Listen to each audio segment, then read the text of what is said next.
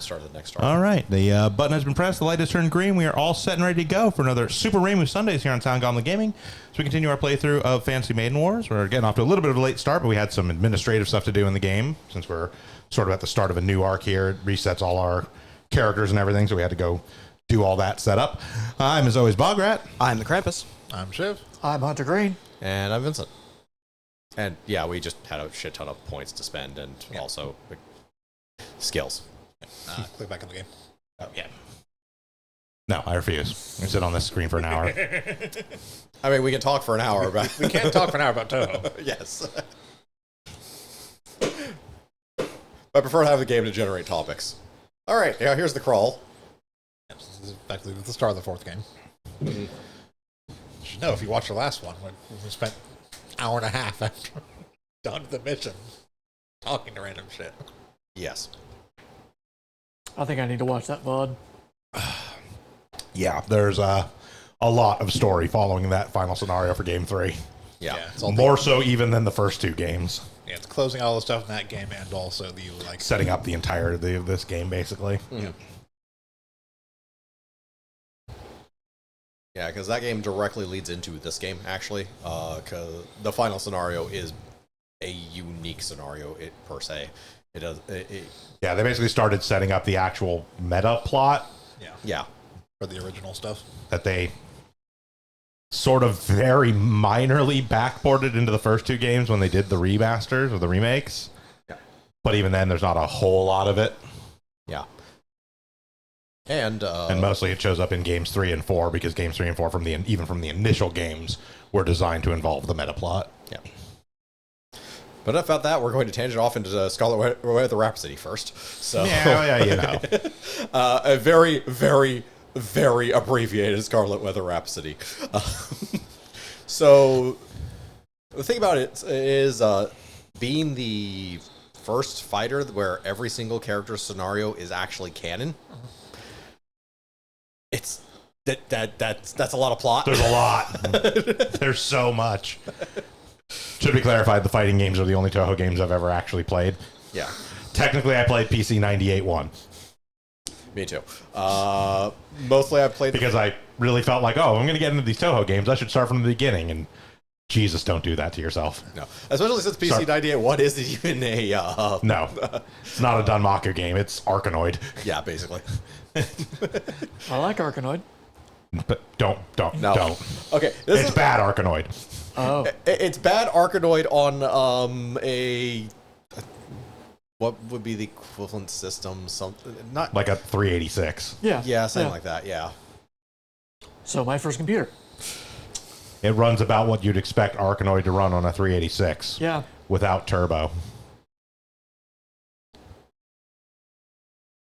Yeah, if you do actually want to get into Toho, if the three people that actually watch these actually If you do want to get into Toho, if you watch this, just wait for the Embodiment of Scarlet Devil release. yeah, I mean that's a good place to start. But if you really want to get started, you can just start from the Windows games. There's no need to play the PC 98 games, like ever. That's fair. And the original Windows games are fine enough. You don't need to wait for the remake necessarily. The remake's probably going to be really good, but if you wanted to get started now rather than wait for the remake to come out. Yeah. Now, if you want to get into Toho but aren't jazzed about Danmaku bullet curtain shooters... Yep. Well, there are a lot of streams. There's some fighting games. The fighting games are great. Or The fighting games, there's a lot of fan games in general. Yep. Yeah. There's a lot of manga, both official and unofficial. The fighting games are particularly good if you're a casual fighting game fan, because there's a lot in the versus, or a lot in the PvE, rather. That's actually kind of unique gameplay, too. And also, if you're a PvP fighting game fan, they're honestly just shy of French bread fighters most of the time.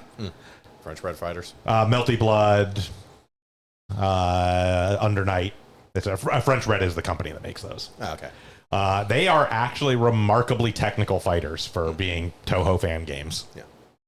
Not even really fan games. They technically are official, but they weren't made by the main. They weren't made by the same. But they're team. not Shanghai Owls. Yeah, they're not made by Shanghai Alice. That makes the actual Danmaku which is shooter. just Correct. Yeah. One person. But they are officially like numbered, even though they are decimal games. Now, mind you, Zune still writes the plot. Yeah. The plot and everything is still done by Zune, but the actual game is not developed by Shanghai Alice because Zune has outright admitted he would have no idea how to even make or balance a fighting game. Yeah. But yeah, Zune does the plots, and any new music is his. Yes. Remixes can be remixes, but any original music made for any game is Zune. Yeah. Mostly because that's the whole reason Toho exists. Yeah. Yeah. With the exception of the most recent fighting game, Twilight Frontier does the remixes in that one. In Antinomy of Common Flowers, however, they actually took from various music circles. Which basically means the character we're going to meet here has one of the most kick-ass themes in Antinomy of Common Flowers. Not in this stage, but in the next stage. Also, if you want a really great cover, there is a cover of Bad Apple. Cover of Bad Apple. That is actually in English, and so they did it the way that you honestly should translate music, and that they didn't do a literal one-to-one translation of the lyrics, but they tried to match the tone and meaning of the lyrics while still matching to the melody, so it doesn't sound terrible and awkward. Yeah. But it was done by Hololive English VTuber. And the video for it actually is a full-on black and white silhouette video using the silhouettes of basically all 58. It's like 56 or 58 members of Hololive. Ah, okay. Like, truly shows that everybody involved in it really actually cares about Bad Apple. Yeah.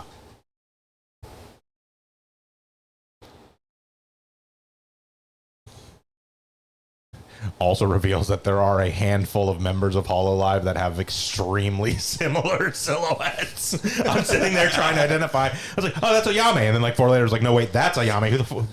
Who was that one? Hold on.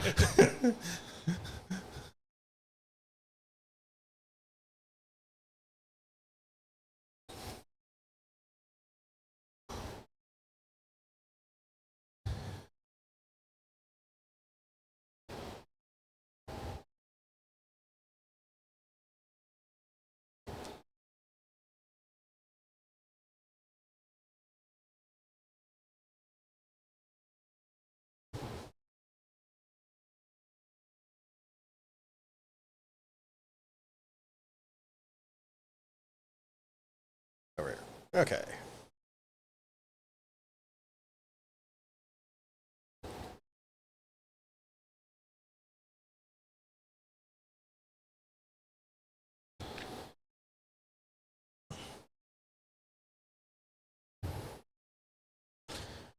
Oh yes, the special requirements for the stage coming up. We need 100 kills on Reimu and Marissa. Done. Don't know if that's possible. Seeing how If I have Reimu, 200 kills, I was I gonna get a say, seeing how bonus. Reimu has enough for both.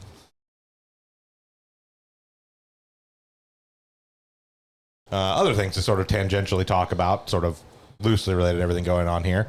Since we are entering into the sort of final arc of this game, we'll talk about it. Because the final DLC for Super Robot Wars Y is coming out Tuesday,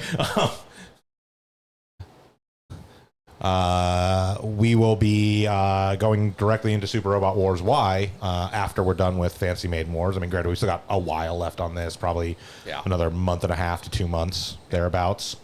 But we will definitely be going directly into Y after this. And Y is a very interesting game.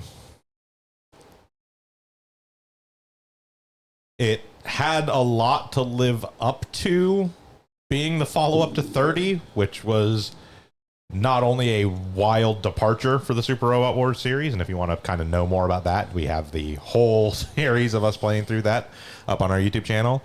But like 30 was a wild departure, but it made a lot of really good sort of innovations and quality of life changes.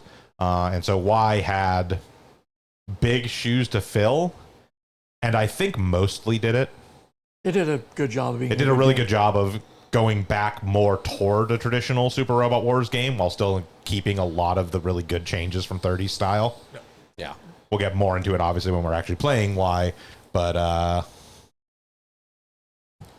yeah, overall, really good game. Really excited that we're going to be getting to that soon.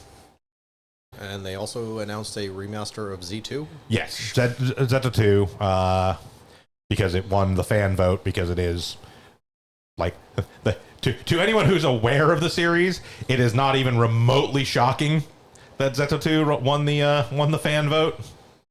That has always, like, far and away, that, because Zeta 2 is multiple games, because that was a thing they did for a while. But that particular set of games has basically always been probably some of the best Super Robot Wars games ever made, frankly. The only other, like, series within Super Robot Wars that even comes close is, like, the Alpha series. The Alpha games are really good as well. But, like, Zeta 2 is usually held up as sort of the pinnacle of SRW. And to my understanding, I haven't seen the actual numbers, but somebody was talking about it. And basically, Zeta 2 won the... We are dropping some frames. Oh, yeah, we are. We are off.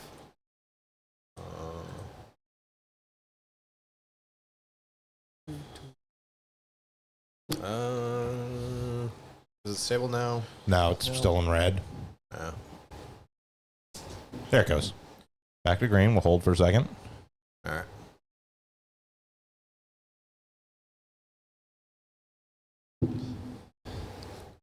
Okay, looks like we've stabilized. We've been stable for Okay. quite a bit now, so we'll continue on. But yeah, what I was saying is, so the reason that Zeta 2 is getting a remake is because they did hold a fan poll and basically asked fans of the series, like, hey, which game would you like us to make a remake of? You know, I think they have intentions of eventually making more remakes of older games as well and bringing them forward. But they said, hey, if we were going to start doing this, where would you want us to start? And to my understanding, having not seen the official numbers, but I heard somebody else talking about the poll, Zeta 2 took first place with more votes than places 2, 3, and 4 combined. Might be a little popular. Just a skosh. It was like far and away the breakout winner of that poll. They could have ended the poll after like 2 days, and it still would have been far and away in the lead. I personally wish they would remake some of the slightly more obscure ones, especially since it sounds like they're going to be focusing, like actually going through and doing full worldwide releases on these games, because there are a lot of the older games that either don't have fan translations at all or don't have particularly good fan translations, so it's a lot harder for Western fans to access those games. But it's neither here nor there. I can't say I'm surprised at what won there.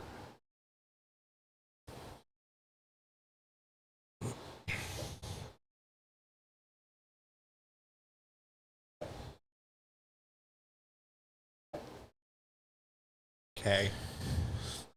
Oh, the Yeah, defeat at least 2 named units on the same turn. It's not a hard one. No, it's one you have to actually keep in mind. It's not automatic. Like, clear all enemies before defeating the boss, which is pretty much a given. Standard operating procedure. Yeah.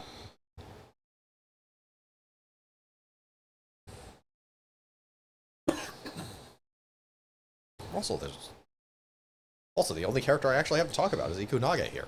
Yep.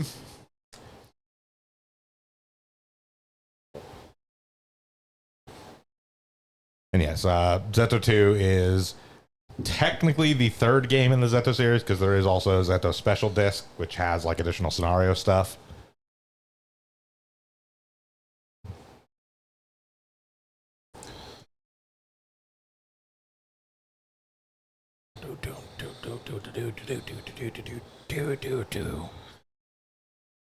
You know, give him the corner of like Carl head bobbing. I will say, as far as the actual roster for Zeta 2 goes, even if they just stick with the original roster and don't expand upon it at all, it's got a hell of a roster of series. So we've got both Zambot and Daitarn 3. We've got Trider G7. We've got Space Emperor God Sigma. We've got Space Warrior Baldios. We've got 6-God combination God Mars. We've got Combat Mecha Zabungle. We've got Armored Trooper Votoms. We've got Super Dimension Century Orgus. We've got Zeta Gundam. We've got CCA. We've got Gundam Wing. We've got Gundam X. We've got Turn A. Ooh. Seed Destiny, first season of 00. Super Beast Machine God Dankuga. Beast Machine Attack Dankuga Nova. Getter Robo Armageddon. Shin Mazinger Zeto. Terrestrial Defense Corporation Dygard. Yes. Big O. Overman King Geiner, Super Heavyweight God Gravion Zwei, Genesis of Aquarion, Code Geass Lelouch of the Rebellion, Tengen Toppa motherfucking Gurren Lagann, including Childhood's End, Macross Frontier, and Eureka 7 Pocket Full of Rainbows. Can you guess why this is a lot of people's favorite game? As I recall, wasn't this the debut of Gurren Lagann in... It's the movies. Well, no, I believe it was the first game that actually had Gurren Lagann in it at all, though. Oh. Because it has both the original and the movie. Oh, okay. Yeah, when I had read a thing about it, someone was just saying it was the first movie.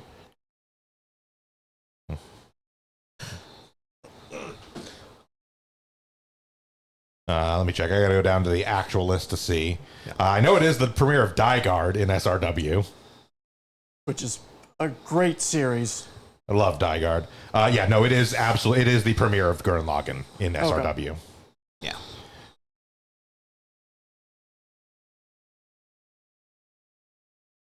Right. Like, there's only one thing out of an SRW game I want more than that, and it's in a specific game, and that's Shinji getting the bright slap. Yes. Yeah, Also, that's from the Alpha series. Yep. Yeah. Also notably, our ship is now being piloted by Ryunosuke, who has the two spirits that we kept not having, Guard and Excel. You know, the ones you always want on the damn ship anyways. Yeah. Yeah. Actually, has a very good spirit list. He has Snipe as well. And Valor. And Valor, yeah. Yeah, the Zeto series as a whole is just very, very popular as a Super Robot Wars series, and realistically, we will probably get a Zeto 2 remake after the Zeto 2 remake. That'd be nice. Just because it just makes sense. Yeah. The first Z was also where Big O debuted and had a bunch of extra animations for stuff. They like really went all out on the animations, including one of the best animations involving Big O. Attacks that go from the ground to the sky, where a unit normally can't do that, have special animations. So, for example, you get Big O, who uses the hip chains that it's got to fire into something, pull itself by the hips towards something, and then Buster punch it into the ground. Now, That's the second best animation in Z. Yep. now,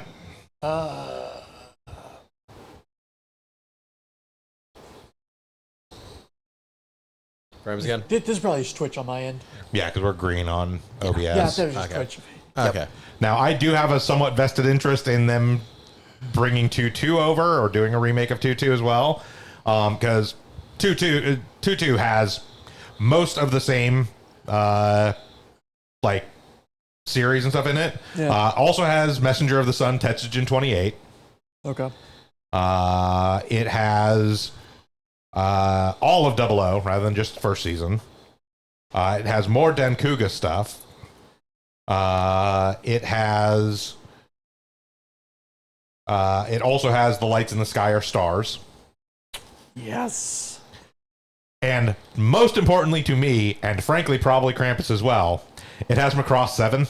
Hell yes. The best Macross. I have never seen that. Just like realizing, I think I've only seen a total of like 6 episodes of Big O, so I need to watch Now, it. that being said, you've absolutely seen memes of Macross 7. Oh, absolutely. And it's not the premiere of Macross 7. Macross 7 was in earlier games, but they did bring Macross 7 back for 2-2.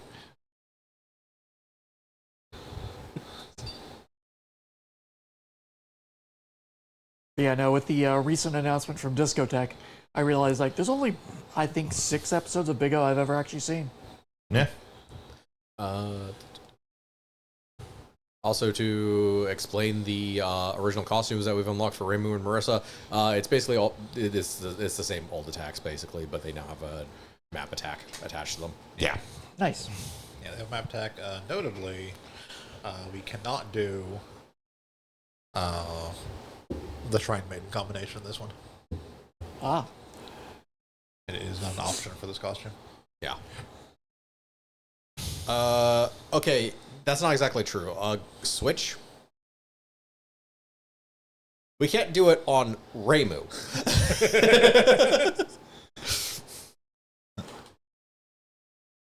Yes, we can still do Technically we still can't trigger Shrine Maiden extension from Yeah. Yeah, we can have her use From Shrine the Maiden other extension, side. but Reimu can't use Shrine Maiden extension. Similarly, Alice only has Proto Malice Cannon, Marissa only has Proto Malice Cannon on that costume, but Alice has Malice Cannon. And by the way, they will do a costume switch when they do that ability. They will use the other costume. Perfect. Hold on, I gotta go change. Okay, we're good. Yeah, she has Proto Malice Cannon, but Alice still has Malice Cannon proper, and she will be in Marissa will be in the new costume when you do Malice Cannon. I like this says it has range 8 or 1 to 8 when it clearly is Clearly is not 5 wrong. Yeah. You see, diagonals are actually. that might actually be what they're considering. Yeah, because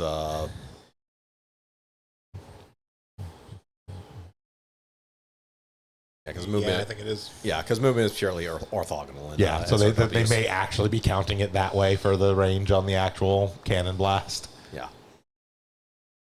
I mean, it makes no sense, but Yeah. Yeah.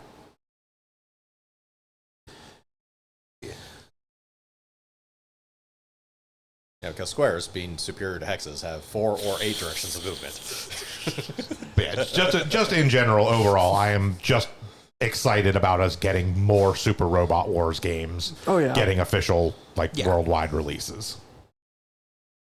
Whether it be new ones, whether it be remakes of old ones, whatever the hell they want to give, I will take. Yeah, more of the series coming over is never a bad thing. Yep. Yeah, as a matter of fact, I would love to see remakes, especially since they have a new engine now, basically. Yeah. I mean, frankly, what I really, really want them to do a remake of would be Gaiden. Alpha Gaiden? No. The OG stuff? Super Robot, not OG. Okay. So, well, sort of. Super Robot Wars Gaiden is the game all based around Masaki Ando. Right. It's the actual Yeah, Elemental yeah. Lords game Right, yeah. back on the Super Nintendo. I mean, yeah, sure. I would really like to get that one. There's a really good translation patch for it, but I would still love to see it be done in a more modern engine. Since those ones are so old, would they have licensing issues? Not that one, because it's literally all original characters. Oh, fair enough. Yeah. That is all just the setting that Masaki Ando is from. Ah, okay. If I remember correctly, like it didn't win the poll, but one of the, Also, at this point, like 90% of the older series now belong to Bandai Namco anyways. Yeah. yeah, I saw one thing that was, I think, a strike against Z1 getting a chance at it, and it's because it has original Macross and another series that like is suffering massive license issues.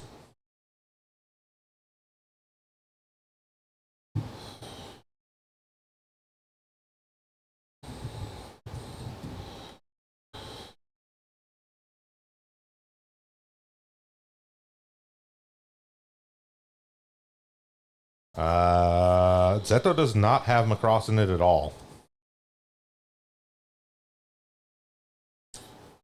No idea which one they're talking about then.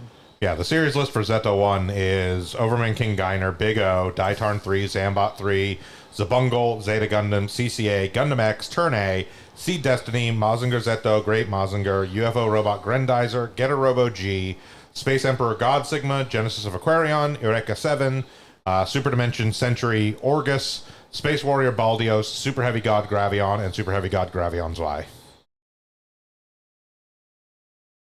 let's see. They haven't shown up yet, have they? No. Okay. Haven't shown up yet. Yeah. Spoilers. We're getting new characters that will show up on the stage. New characters. By new characters, I mean we know exactly who these characters are. Oh, this is move. You have to move. Cute.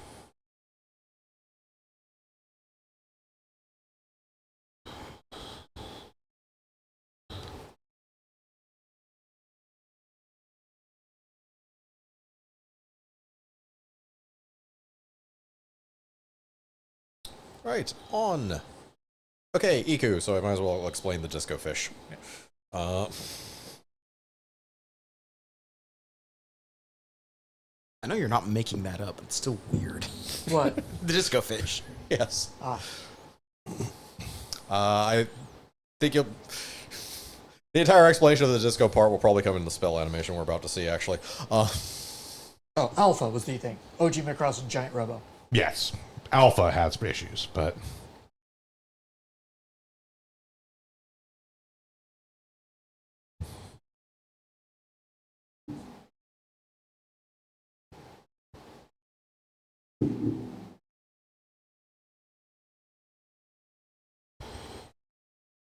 now, mind you, Orgus is a Right here. Yeah, go ahead. That's why.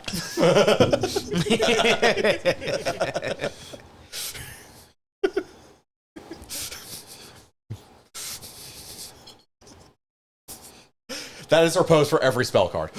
Yeah. Now, Orgus is a series which, by all rights, should have a rights issue, except for some reason they chose not to use Orgus for Robotech and instead to grab Mospita, a wholly unrelated series. Yep. Because they took 2 of the 3 Super Dimension Yep. series for Robotech. Yep. Because they took Macross, obviously, and they took Super Dimension Cavalry Southern Cross, which was the first and the third Super Dimension series. They did not take Orgus, which is the second Super Dimension series, and instead they did Mospita, a wholly unrelated series. Yep.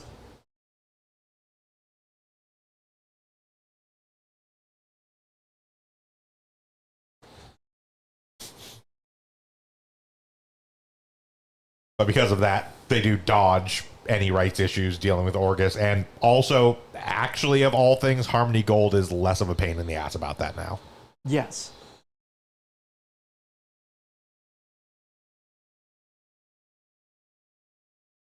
They have mostly settled all that bullshit. Not in a way that really makes anyone happy, but it's at least settled. Yep. Apparently, the estate for Giant Robo, however, just I think it's Giant Robo is its whole own complex thing. Yeah, like I think it's the creator's wife owns it now because the creator died, and she has just been demanding massive fees to use it. So everyone's like, "That's all right."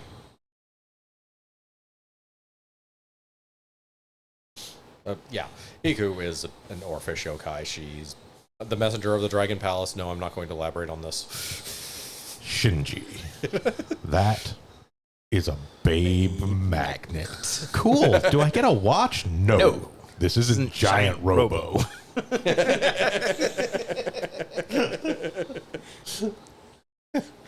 What? Go to your room. Yeah, she is basically the penultimate opponent in most of the scenarios for Scarlet Weather Rhapsody. And is kind of just there because Tenchi is causing problems. And she's like, hey, Tenchi is causing problems. You're going to have to go up to heaven to deal with her. Anyways. Fine, we'll go to heaven and punch God. No, just Tenchi. No, just Tenchi. We couldn't find God, we found Tenchi, so we beat the shit out of her instead. It's good enough. She's a shitter. Probably does something to deserve it. Yes. Can't punch cancer, but we can punch a guy with cancer. She brought really shitty food to the sake party that one time. We're still upset about it. Tenchi is the star of the next stage, so I'll talk about her there, but there is actually a decent amount to go over with her. Iku basically exists in Scarlet Weather Rhapsody. And, okay, technically she stands in the background in Hopeless Masquerade, much like every character introduced so far in the series. Because that's just how Hopeless Masquerade is. Everyone has a cameo. Kosuzu has a cameo. This is literally the only game official game that Kosuzu actually appears in.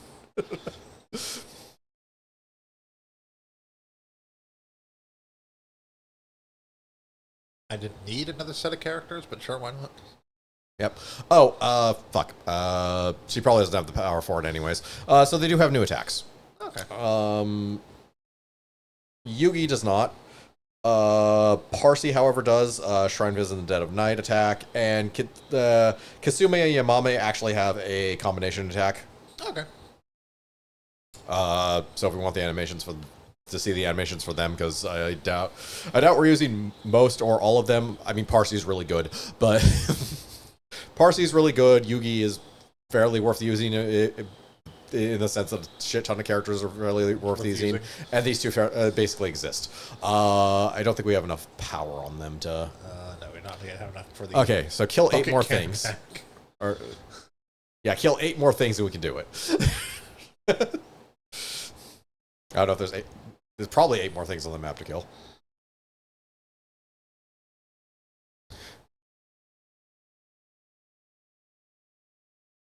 There's definitely 8 more things to kill.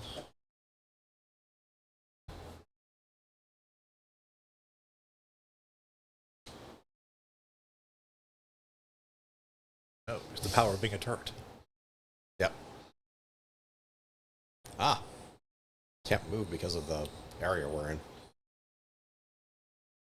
No Yep, move. player no move. That's almost certainly Iku. Matter of fact, she's the only one with Damaku field. That is Iku.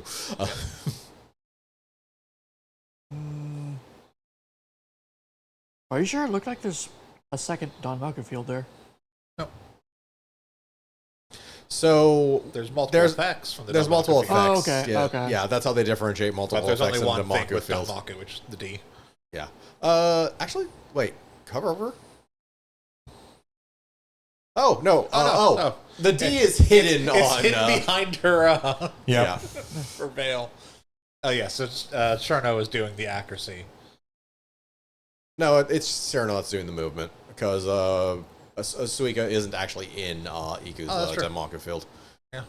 Yeah. Oh, Which also makes sense for not being able to move. Now that I think about it. I'd worry more if I couldn't just reach you anyways. Yeah.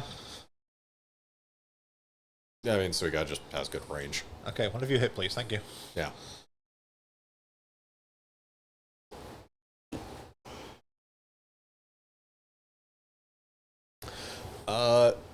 Let's see. The boat and Minasu have 2 different combination attacks, sort of, or team attacks. There's that one for Manasa.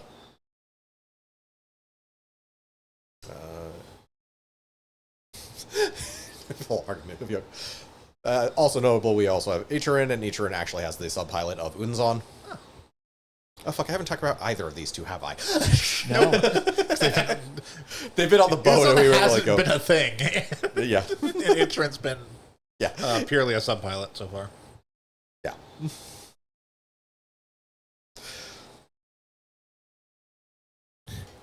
Ichirin is easily the more important of the two, actually.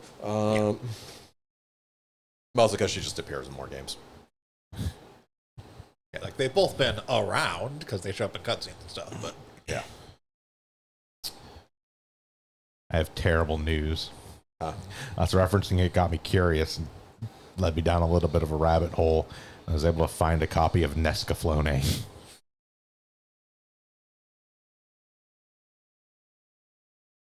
My God.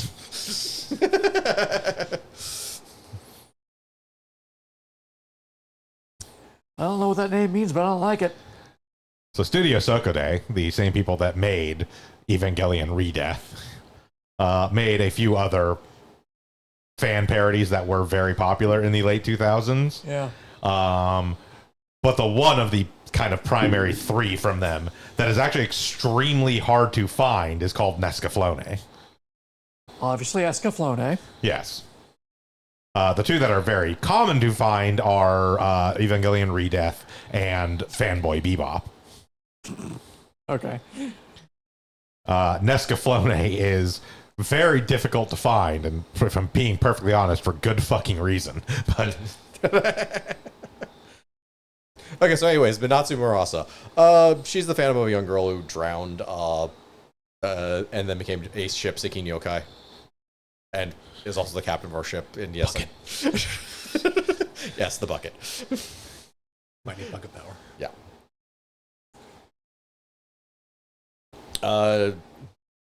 Beyond that, she's kind of semi-reformed, much like all the Buddhists, because she's a follower of Byakugan Hijiri. Yep. Mist not yet appearing in this game. Yes. Other most notable thing about her is she has an absolutely kick-ass cape in She doesn't really kick Sunken ass Fossil World. Yeah. That unfortunately post-dates this game, so she doesn't have it here. Let's see. Right, we have to kill 2 of them in a turn. Yep.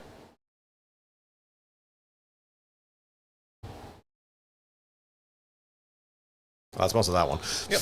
Yep.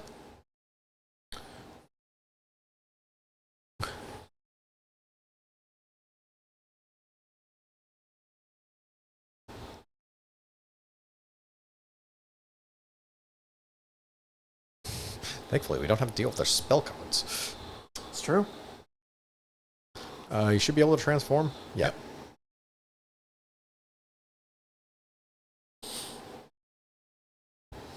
Oh, transformation music. Ultra headbutt. Open yourself up to the power of the ultra headbutt. so I will point out that it is technically a captain's coat, just worn without putting the arms to the sleeves and not actually a cape. Yes. And also, I think still probably only the second coolest cape in Toho.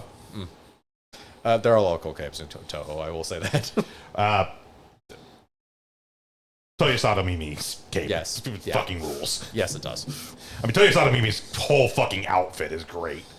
Probably one of my favorite outfits in all of Toho. Yeah. Grit your teeth and bear it.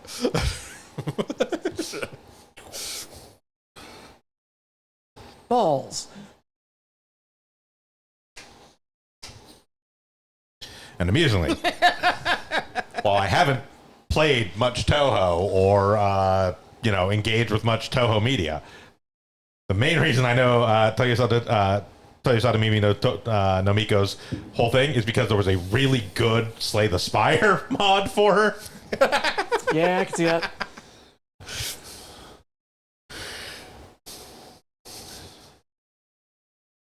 Prior to there being, for all intents and purposes, an actual Toho Slay the Spire style game in Lost Branch of Legend, there were a lot of, frankly, really good Toho character mods for Slay the Spire. Makes me wonder if there's any for Dungeons of Dreadmore. That game has so many interesting character that people made. Maybe. I feel like there's less of an overlap in fan base there, though. Yeah, fair. I mean, they had a Sailor Moon one, which was amazing.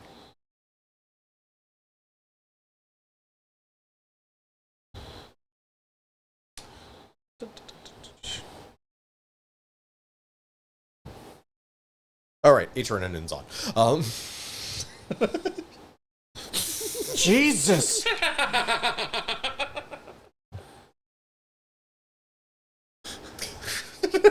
Well, I hit Wiggle for 13,000. I'd say calm down, Ramu, but no, I mean, you it's keep doing Wriggle, that. man. Like, as much as I love Wriggle Nightbug, Wriggle is still fucking Wriggle. Like, not exactly a fucking powerhouse of a character. No, I just wasn't prepared for the appetite to do that much. Yeah.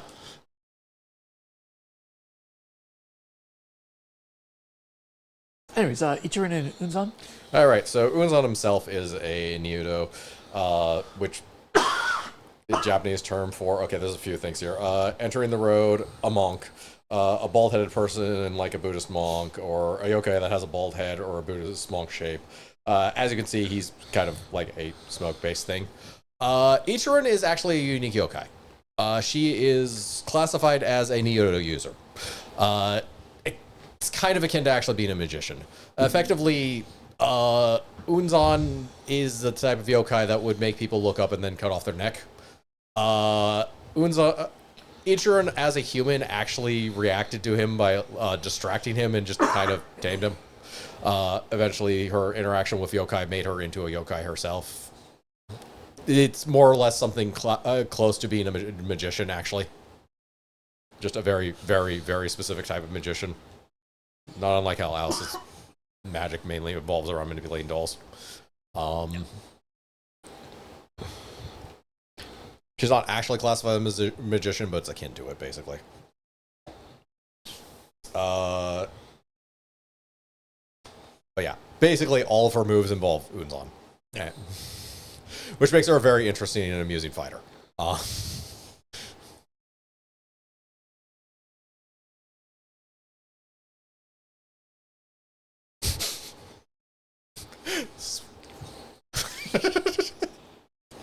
Probably one of the most elaborate attacks of this game in a way.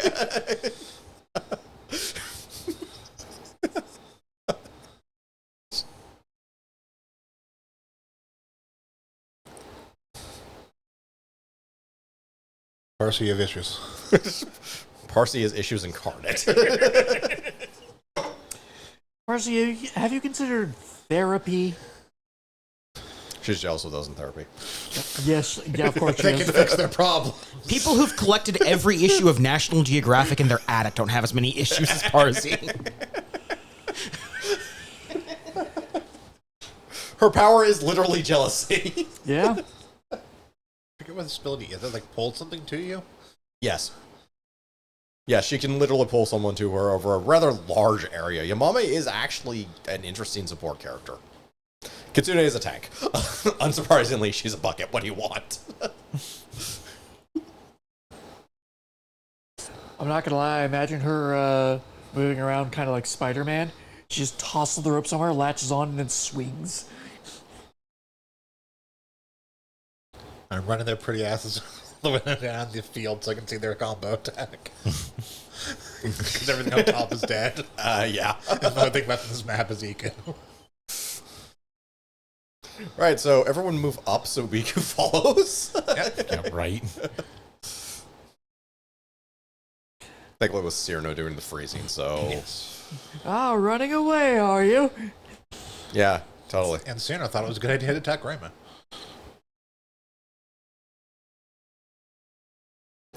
I still use the new outfits on both of them, but the map attacks are neat. Yeah. Like, I'll definitely switch back on Rayma just so I can get the Trident Maiden combo back on her. Yeah. I mean, the attacks are actually better in the other outfit. But Yeah. It's just they don't have the map attack.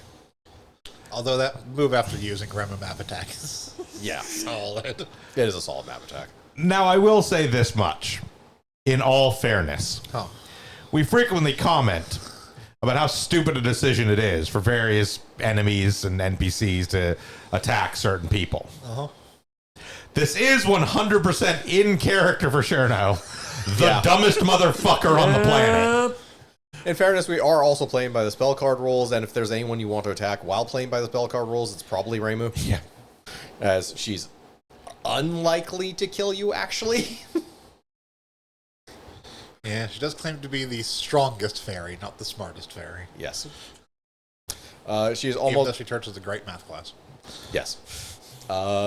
She's almost demonstrably the dumbest fairy. Including... Which says a lot. Yeah.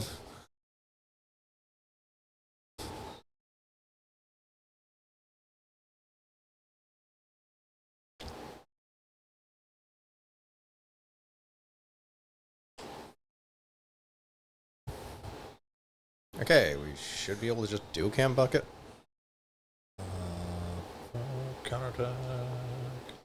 No, we're not close enough. Not close okay. enough. Yeah, it's 4. Kitsune is defending, so that said, she's a tank. Light Dragon Sai. Or same one I used already. Yeah.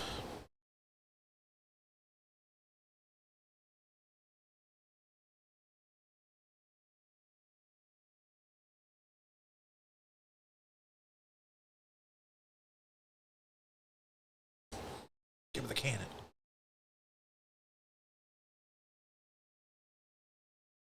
Valor, I think you have Triumph. Do you have Triumph? Yes, we did triumph.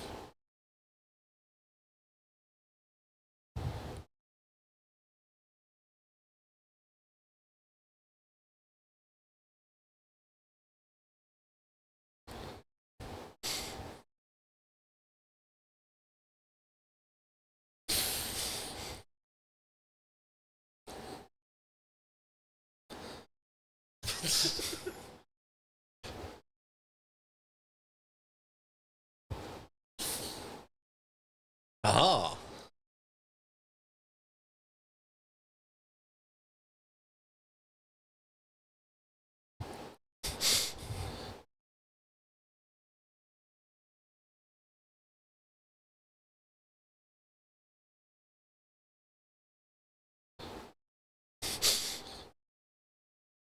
Note, Iku's moves are almost exclusively from a fighting game, so you're going to see it.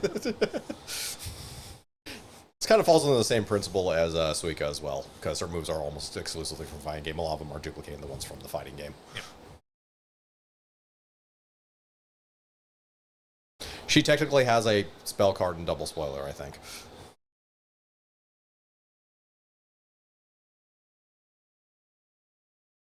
I don't need to see you die.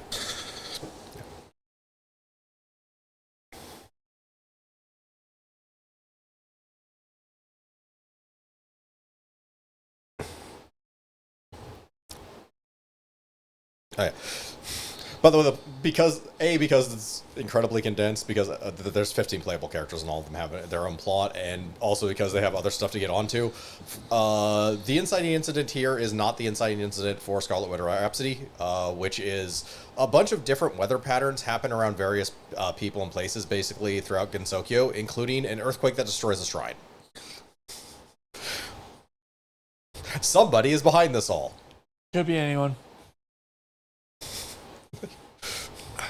Somebody. Yes. Yeah, so the basic plot for everyone is investigating the incident and figuring out who's responsible. The vast majority of them have Iku as the penultimate boss and Tenchi as the final boss. That's not everyone, but it is a good majority of the characters.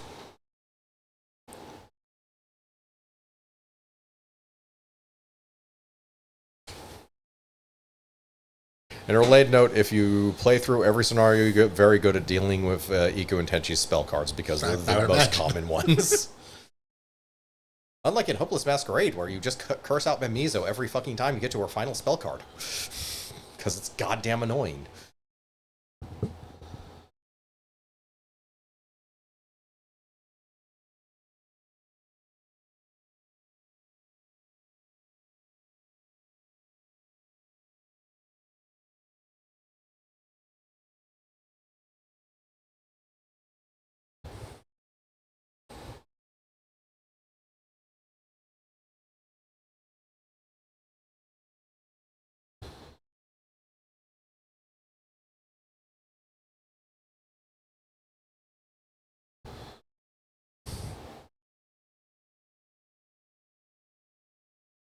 Thankfully, this game also does a decent job of explaining who Tenchi is.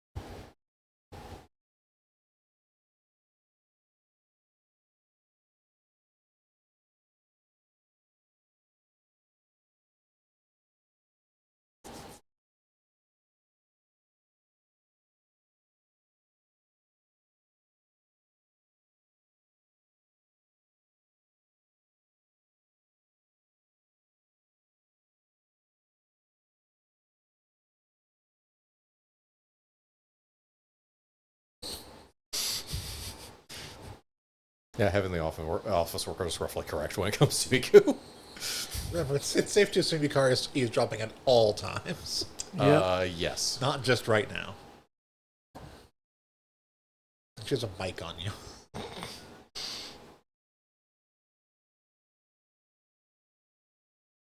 Listen, she's manipulating the boundary between something and something. Just fucking pick something. I don't care. There's a very complex array of microphones in the corner that has like the little daffodil petals around it. She's manipulating personal boundaries. Yes.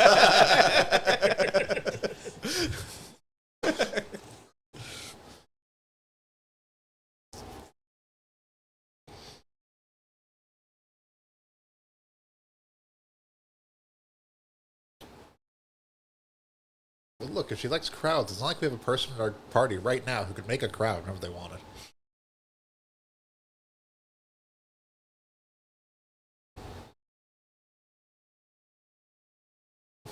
It's when you ill-defined density.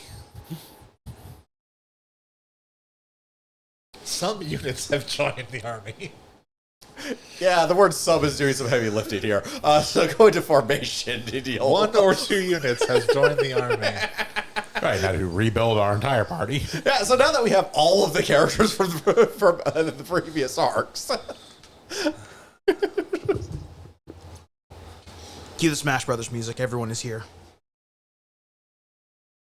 Even Sora? Okay, so...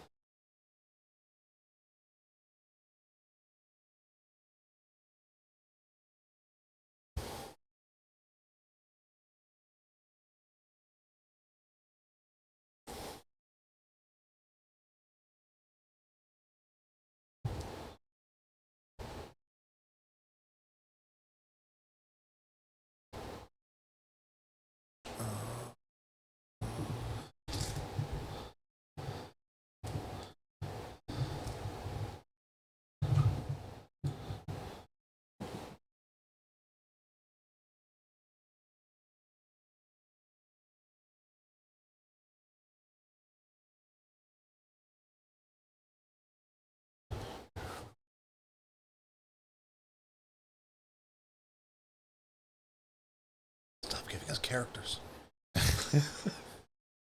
No. Less characters.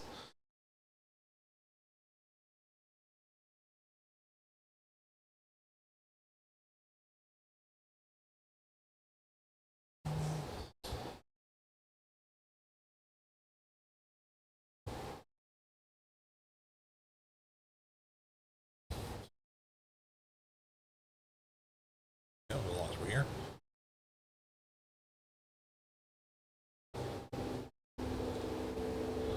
What do you skill wise? Yeah, so defaults to support skills up to 3 spaces away, which is not bad. That's not bad at all, actually. Light Dragon's Eye gets +1 range, and then MP cost is reduced. And unit will automatically dodge all attacks for one turn, which take great damage from them, regardless of whether it's focused or not. Will not occur if you decide to defend. Okay. Yep. So yeah, Danger Sense is really worthwhile to keep on, and then you just basically pump the shit out of their support abilities. Yeah, start throwing support attack and support defend on them. Yeah, that's easily the best thing about Iku is Danger Sense. Yep. That said, you also probably want to learn skills on her, but yeah, The standard stuff. yeah. P defeat. Predict. Is she? She's a super, if you're... Accuracy is important because she's still a character that exists, basically, but yeah, predict belief. Or grab and support defend for Danger Sense? Your defend bubble? Oh, that's right, we're supposed to defend too as well. Yeah, it's Or all support support attacks. abilities. Yeah. Or support abilities? Does it matter? Is she going on the team? That's also the other question. I was gonna say I would have actually bumped support attack to level 3 more than give support defend, but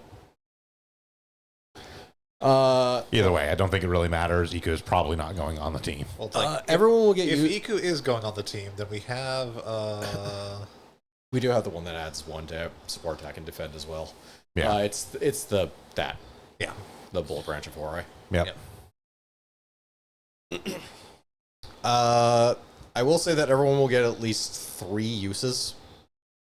Oh, Cause right, 'cause they're gonna split the group up into various. yeah, they're gonna split the group up, and the last 2 stages have no point limit. Nice. So just everyone gets deployed in the last 2 stages. Yep. Yeah. I mean, at this point, it really is just kind of pick your favorites. Yeah, basically.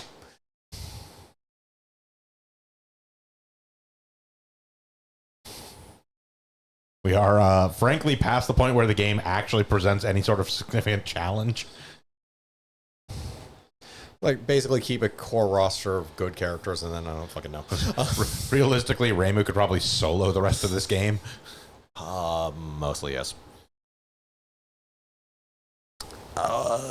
The not next stage, but the one after it, Reimu would actually have problems soloing, maybe, only because I'm not sure how well she could actually catch up to the character, because you actually have to catch her. Right. Reimu is not the fastest character in the game. No, we can throw an Excel. You throw an Excel backpack, and it would probably even that out.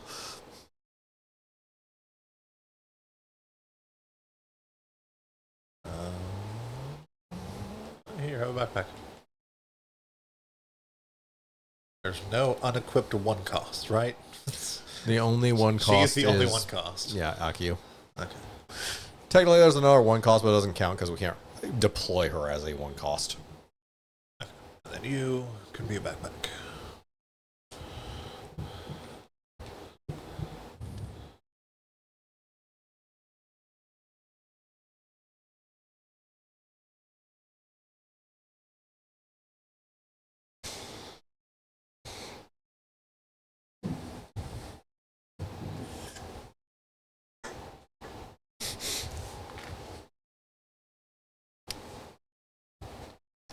Right. And this stage, which is the rest of the plot of Scarlet Weather Rhapsody, as well as Hisso Sentoku.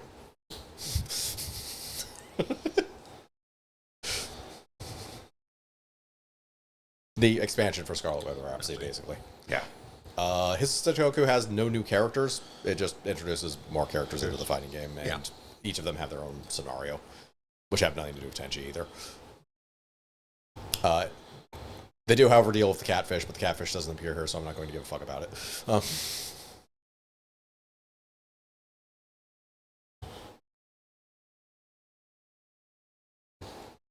Which also technically involves the dream world, though this is pre-introduction of the actual dream character, so we don't have, this game also is pre-introduction of that dream character, which will play into that. In of itself weirdly plays into the original characters for this game. But yeah, just know there is a dream world. Don't worry about it. Yes, there's a dream world. Don't worry about it. Is a good way to put it. It starts to matter in Legend of Lunatic Kingdom, which is after this game came out, basically.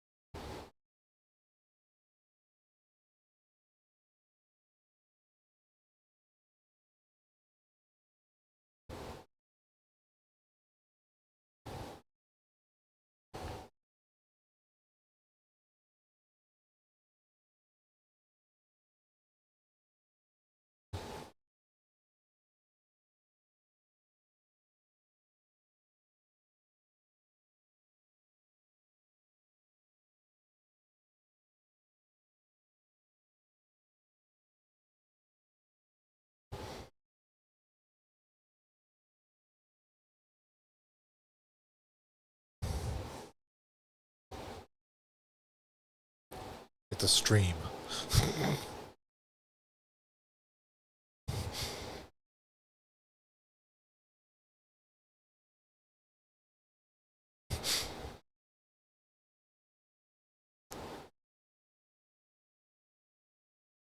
Yeah, the technology does have a problem when you start comparing it to lunar technology, which is utter bullshit. It's like modern technology, except we also have magic, so fuck you. Pretty much.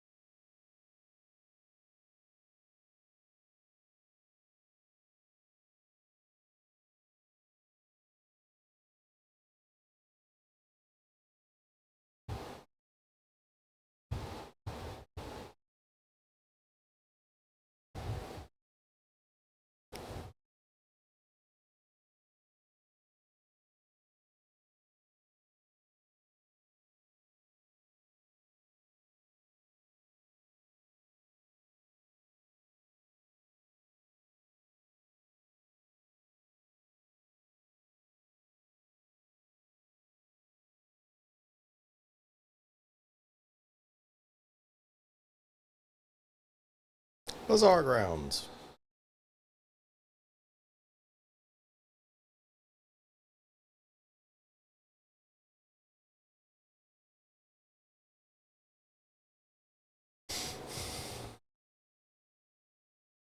Yeah, problem with electric blanket when you don't actually have power We have outlets. no electricity, correct?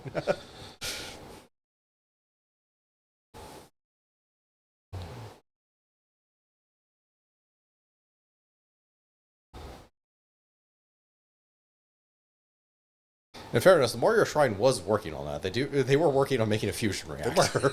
So They were, in fact, working on bringing power against Tokyo.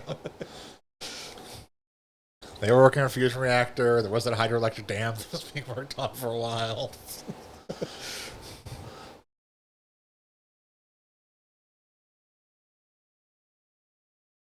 I mean, the Catholics would almost certainly do it. Their technology is A, bullshit, and B, generally water-based. I mean, they were the ones working on the hydroelectric dam. Yeah. You know, the only nonsensical thing they've got working so far has been the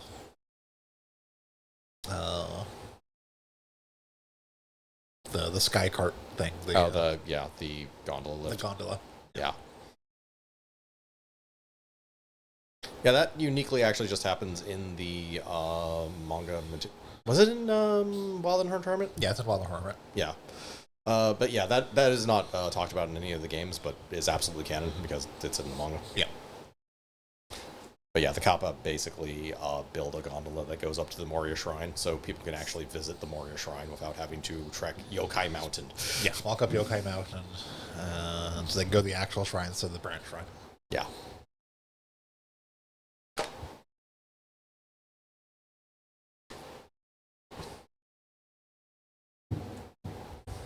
Yeah, the problem with going up Yokai Mountain is you're going up various different areas controlled by various different yokai, including the Tengu at the top, who do not like people treading on their mountain.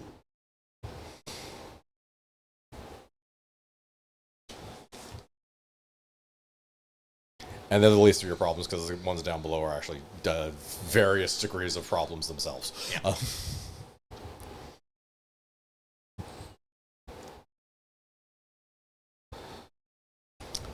Tenchi. Yep.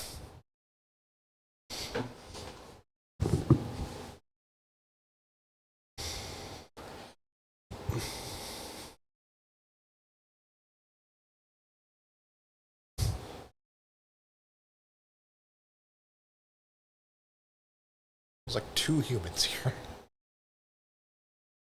There's No, there's more than 2. There's 4. 4.5. 4.5. 3? 3.5? Reimu, Maressa, Akio, Oh, Aki's here. And technically Kozuzu. And 5.5? half of Renosuke, half of... Oh, no, wait, no, maybe 6, because there's also half of... You have half of Kind. Kind. Yeah. She's only a half Hakataka. Yeah. She's aware of Hakataka. Which I guess counts as half. We're counting as half. Some small number of humans. I'm sorry. A person walking in and going, I came to Gensokyo to start an incident. It's like somebody walking in the middle of the street and going, I'm going to do a crime. No, really. That is actually the plot of Scott Weather Rhapsody. Tenchi's a shitter. Tenchi is a shitter. She came to Gensokyo to cause an incident because it looks fun. She causes an incident by destroying the shrine with an earthquake as the starter. Okay, no, that's like walking up to, not like the police station, but like the heavily armed, like, wacko compound at the edge of town. Blowing it up and then going, I'm going to commit a crime on the smoldering remains. I'm here to start an incident. You really shouldn't do that. No, I totally mean to do that. Maybe just pulls out a bat. Is this a Denmaku battle? This is not a Denmaku battle. Ray was like midway through popping a beer. She's like, don't do it. Son of a fuck. Just pop this thing.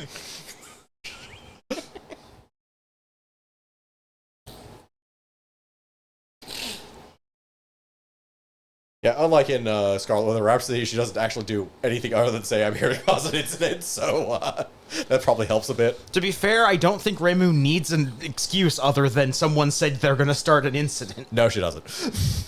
Also, you actually do have to deal with Tenchi. But first, now for some Hiso Sentoku.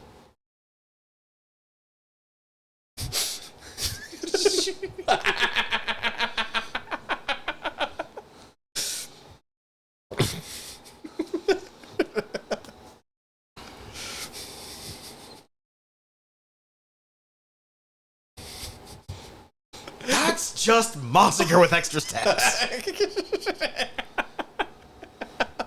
Okay, that's all of Hiso Sentoku we actually get. All right, back to Scarlet Weather Rhapsody. Oh, you're still here.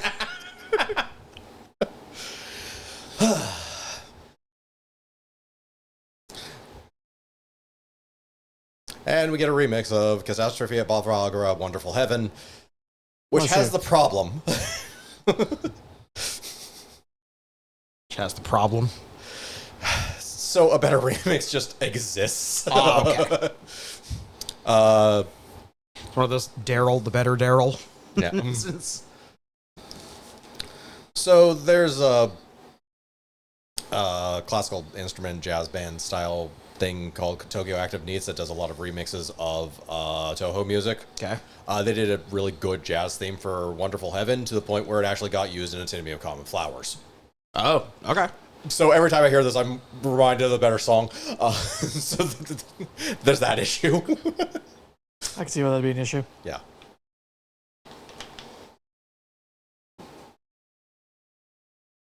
I'm also incredibly familiar with this theme from just playing Scarlet Weather Rhapsody, by the way, because, again, she's the final boss of most characters.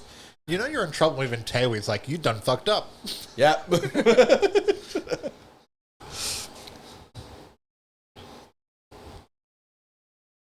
When Bugs Bunny says you goofed, you really goofed.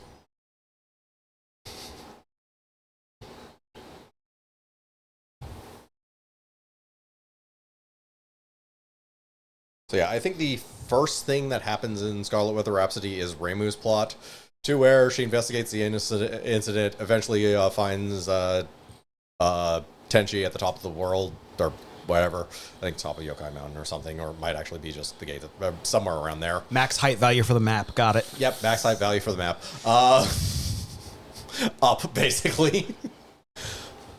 Tenchi explains exactly what she was up to. She got bored in heaven and decided to cause an incident. this is the entire explanation as to why Tenchi destroyed her shrine. They proceed to fight. Reimu proceeds to resolve the fight via kicking Tenchi in the face, as does everyone else who almost entirely repeats the scenario and fights Tenchi. Yeah, thus finishing the fight by kicking Tenchi in the face. Yeah, cue that scene from JoJo where they're all surrounding the one guy and just kicking him on the ground there. Also, this is roughly the equivalent of somebody showing up on a wrestling show for the first time, getting in the ring, calling all of the biggest wrestlers out and going, all right, I'm going to kick all of your asses at once. And then just getting planted into the ground like a tent spike. In any case, Reimu makes Tenchi rebuild the shrine, which he does with a keystone that actually would keep an earthquake from actually destroying it. It disrupts other things, however, so that gets into Yukari's plot in Scarlet Weather Rhapsody, where she has to have her undo the remaking of the shrine and just gets Suika to rebuild the shrine instead.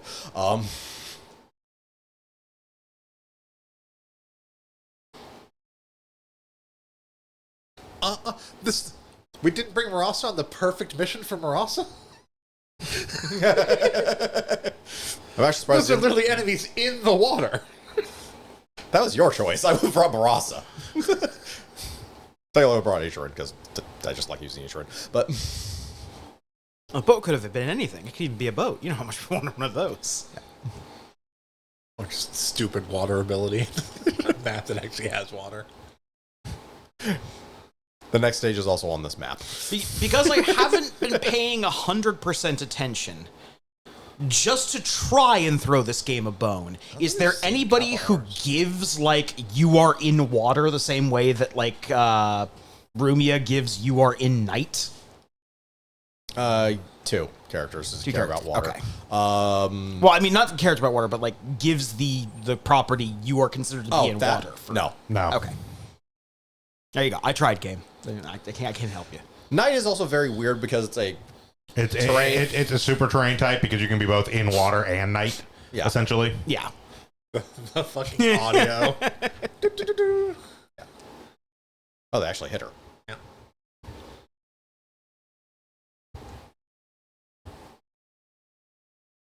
Oh, right. We haven't actually changed out her personal skill for mailing because she absolutely has the one that lets her defend on attacks. Yeah.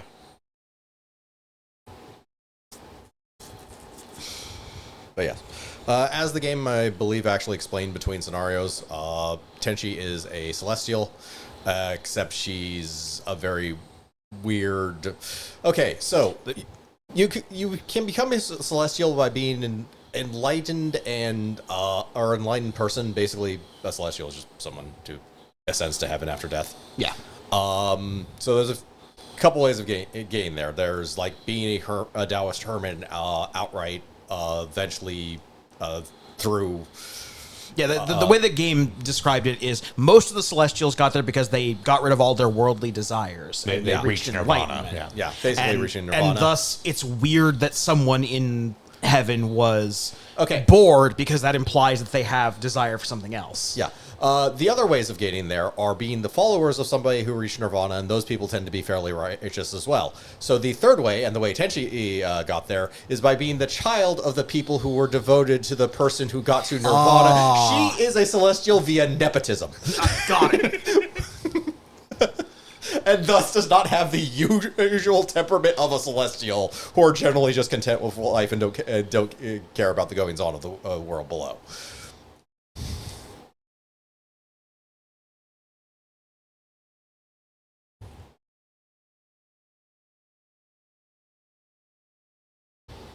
Should also be noted that the Celestials very rarely let new people in because they claim there's not that much space. Yukari thinks this is bullshit. Oh yeah, as far as other scenarios, the most notable other one is Suika. After beating up Tenchi, her main motivation is just to hang out in heaven for a while. So she just does that. Yeah, some new booze up there. Exactly.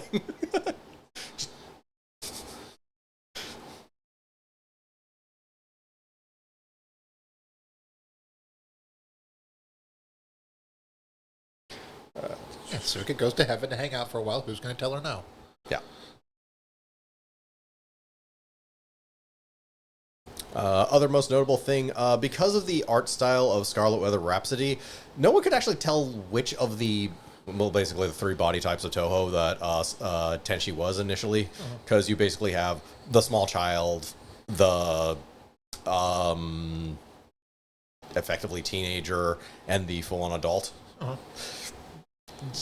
Tenchi was, most people actually assume that Tenchi was more in the teenager body type up until she actually appears in that one chapter of Wild and Horned Hermit you were actually questioning. Yeah. That is the first time we actually saw a canonical appearance of her that definitively defined what she looks like. Yeah.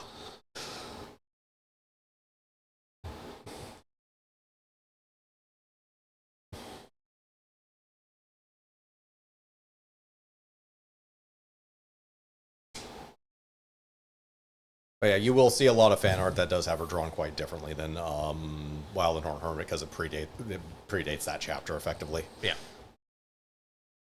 Technically predates Antinomy of Common Flowers, which is what that chapter is tied to. It's also why the Poverty God appears in it as well. Yeah.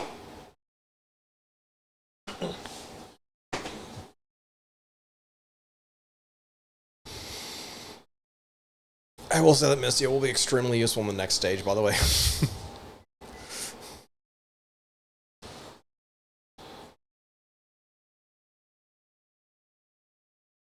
Alright, teleport ally to user. Oh, do we not switch your skill out to the one that makes Dream cheaper? No, I need to. Yeah.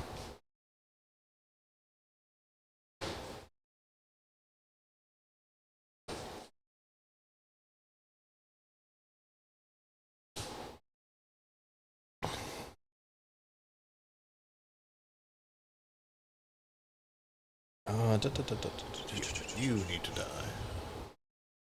Oh yeah, that's not happening. What's not happening? Okay. We're going to get two new combination attacks on the stage. Yeah, one is the IO. Yeah. Or did we already get both of those?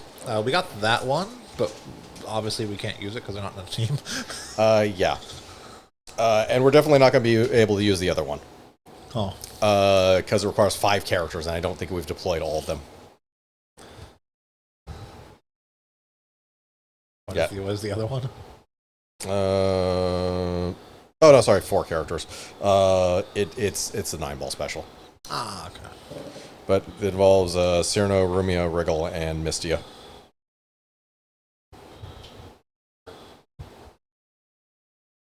I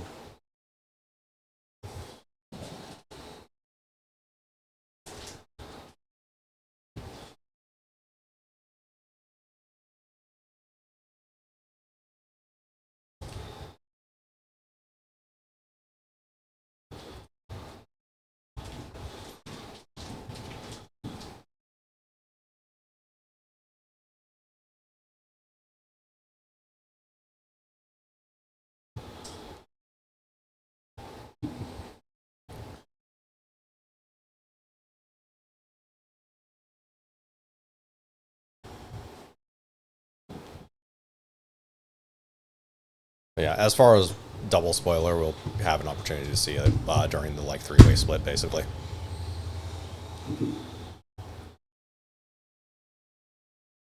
Or 3-stage split, you get the point. Yeah.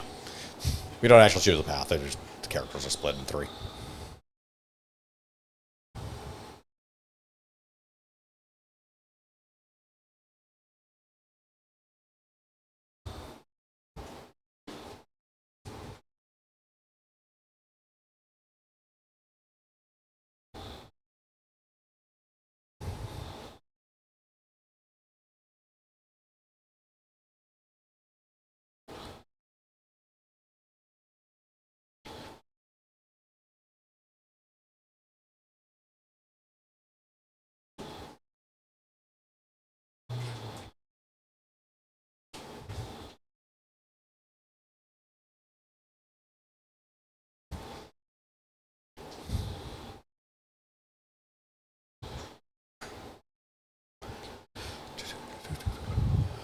Annoying.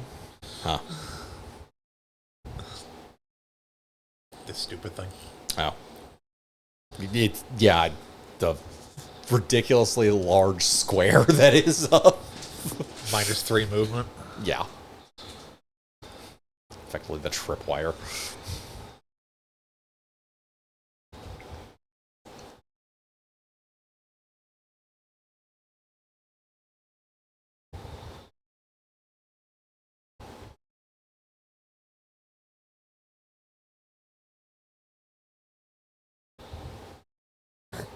Wouldn't care as much if we didn't need to rush over to Tenchi to do a spell card in 4 turns.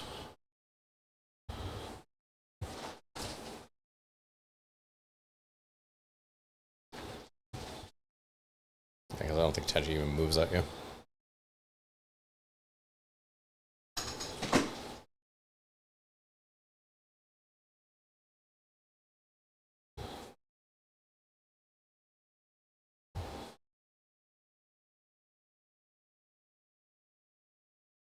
Yeah, the bats are effectively a high priority to take out simply because of how fucking annoying that is. Yep.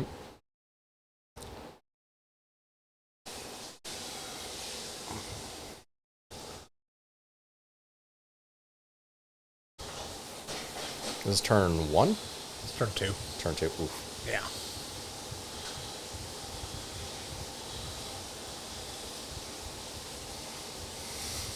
Hence the being annoyed I had nothing I could reach that one bat. Yeah. In fact, they're putting up more. Yeah, you got close enough. It's okay. I have a plan. A plan?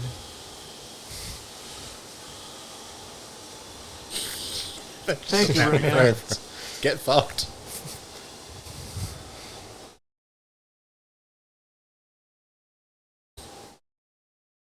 All right, I think this is the stage where I made mental note to remind you that. Yep. To deploy all those units, then we did. No, to throw everyone on the boat because it's a boat and also excel now. Yeah.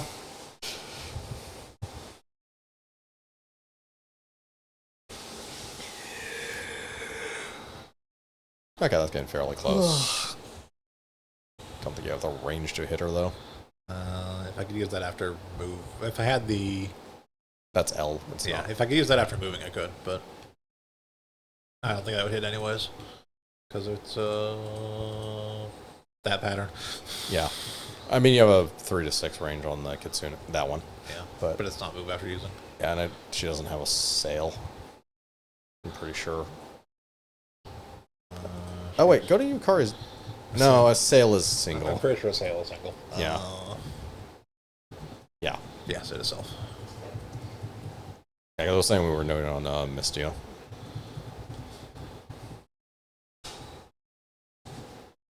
I don't know what the range is on her attacks.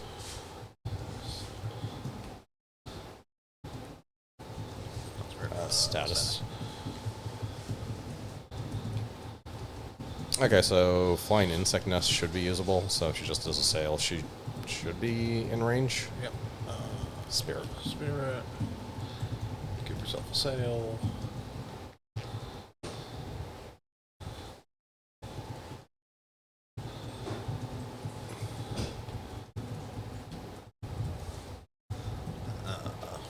First range relay. Yeah.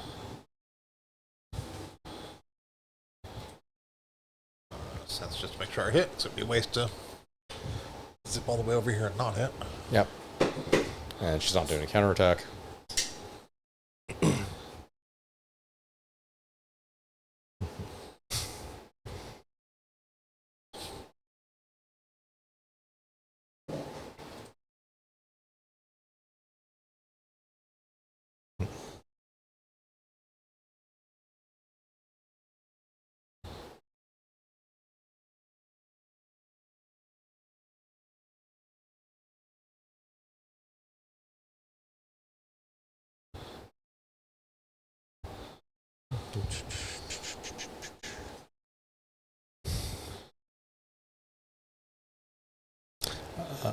No, she can't use her unique ability. Okay. That's what I think I wanted to check. If I could use your unique ability, I could yank Reimu there. Yeah. Marissa can almost certainly get close enough. Yeah, she only needs to get within like 8.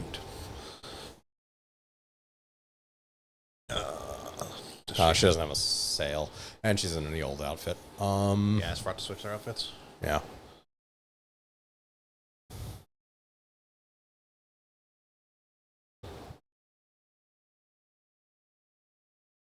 Can you get rid of that Dainmaku field? This one? The outermost square around Tenchi, that one. It's It would be that the guy. bat. It's this that bat. Probably not, because I don't know if anyone's close enough. No one's on the boat. No, no one's on the boat. Yeah, and the boat's not going to kill it. That's something we probably should have done is skills for Rinosuke. Yeah, it's the boat pilot. Yeah. The actually going machine gun after moving. Yeah. Yeah, because for obvious reasons, why just give him hit and run.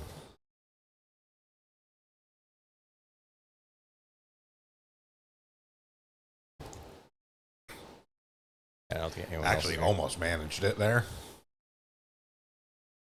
Well, the bats aren't tough; they're just annoying. Yeah. Neither of them have Excel. What's the longest? Well, no, there's no way, even with the. 1, 2, 3, 4, 5, 6.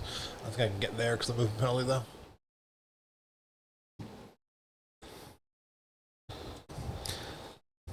Now, mind you, we do have an entire other turn, so Yeah. this is only turn 3. Actually, what was the wording on it? It is. Within 4 the first turns. Okay, yeah. So, So, yeah. We do have all of turn 4 as well.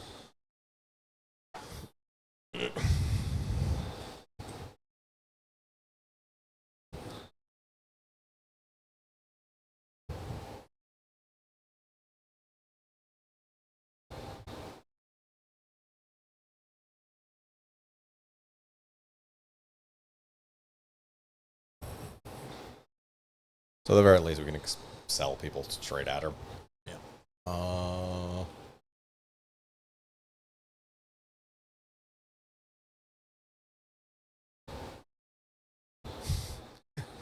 They also have guard. Oh, yeah, I mean, they've got giant turtle shell shields. Yeah. Yeah.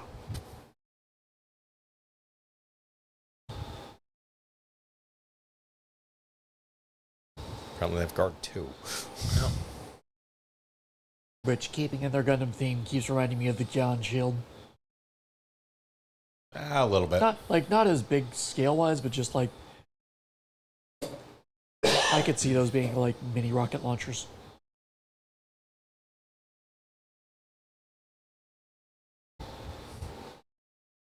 Should also be noted that most of our weapons suck attacking underwater. You have Excel. Yes, I do.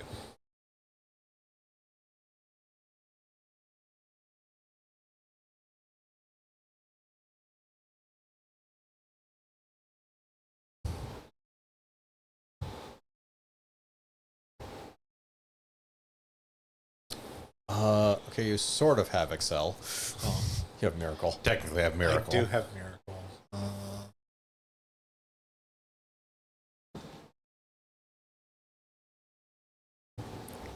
Very expensive Excel. A lot of these will stick around at least, so there's that.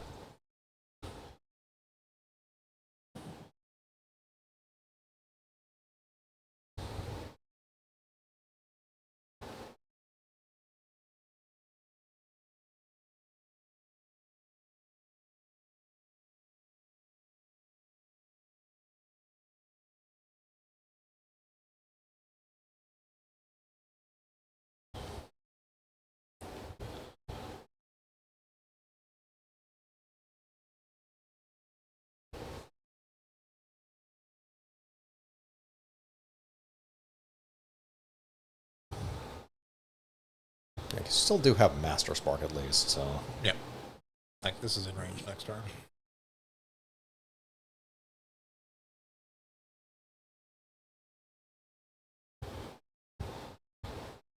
There is also a non-zero chance that Tenchi actually decides to move up now, but I can't guarantee that. Also,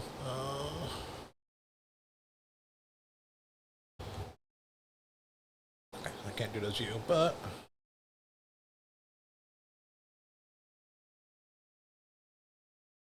I wish I could switch after moving. She can switch after her turn. What is Excel? Or no, Not she use can, Excel yet.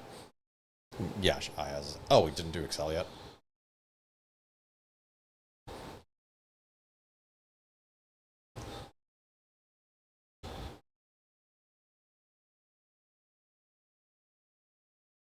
That thing's definitely dead. Yep. Make sure it hits. Yeah. All right, well, there goes that one.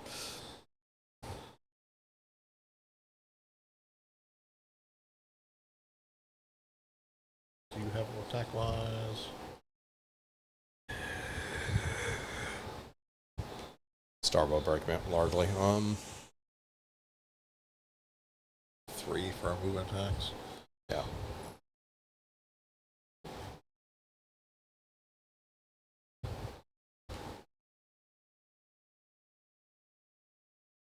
Also 3 for movement attacks. Yeah.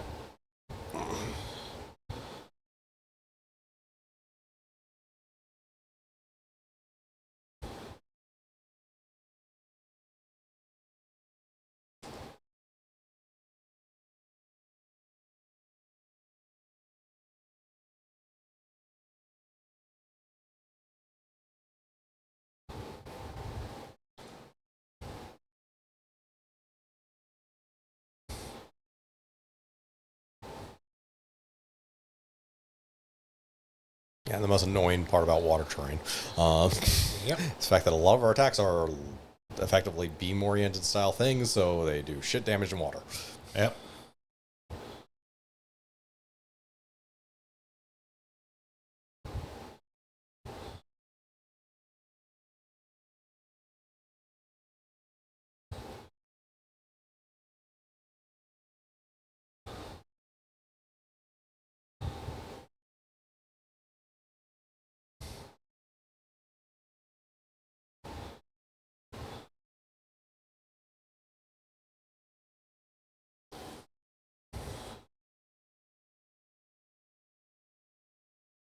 No Dalmako Field. There we go. Oh, good, you came forward. You're still defending, so we'll turn this on so we can see it. Yep.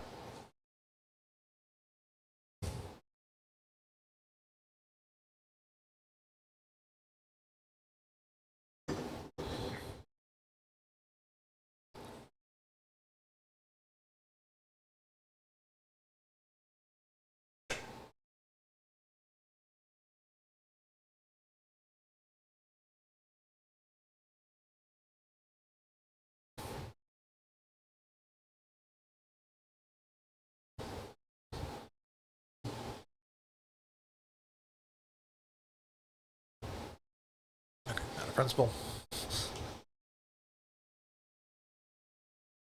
Fuck you, Bat. The next evolution of Zubat. Just a bat. No, fuck you, Bat.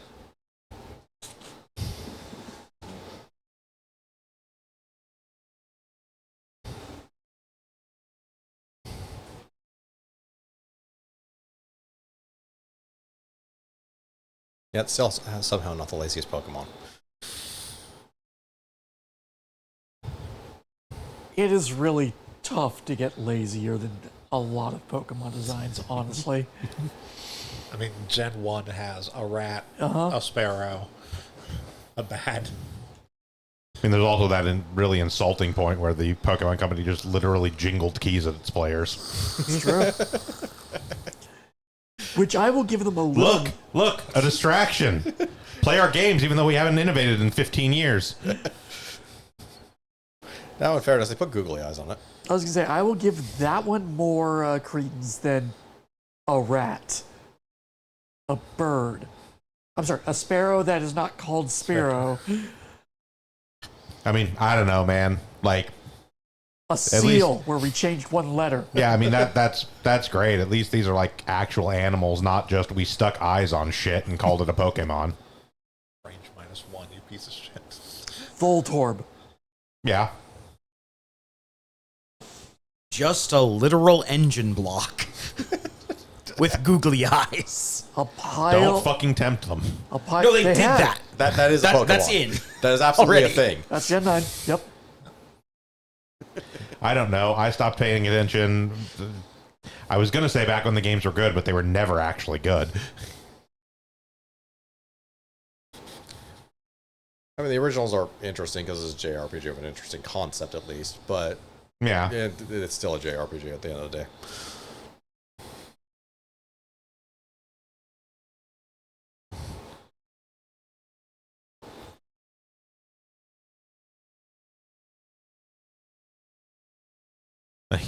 At least Celia's stupid ROM hack is fun because it fucks with you for knowing Pokemon. Yes, it does. I love the fact that we still haven't run across the thing that Shiv saw that got us sold on this. Yep. Oh, I know where it is. Oh, I know. I'm just saying, like, we haven't seen it yet, so it's gonna be great. You don't have the power for Soul Sculpture. I did also confirm, technically, just to drive Hunter crazy, that there are actually shinies of every Pokemon in the game. Doesn't surprise me. I'm not shiny hunting in the game. Literally just need to kill one thing. Like, I'm fairly certain, other than the things that get you guaranteed shinies of specific ones, that it's the old odds, which... No, actually, almost every shiny has specific things you can do to get them. Oh, that's kind of cool, actually. Oh, okay. There's only one I would care specifically to get. I don't think that Pokemon's in the game. You'd be surprised. Duskull? I don't know if Duskull's Maybe.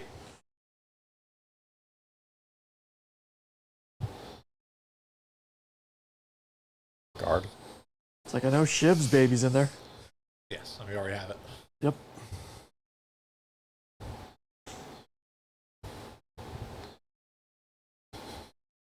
Falls into Sonic.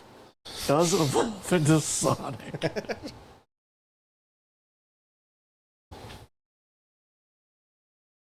Sokio's #1 maid.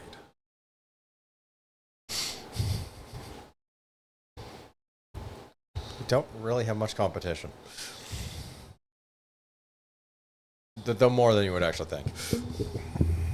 Ooh, look at Team Full Burst.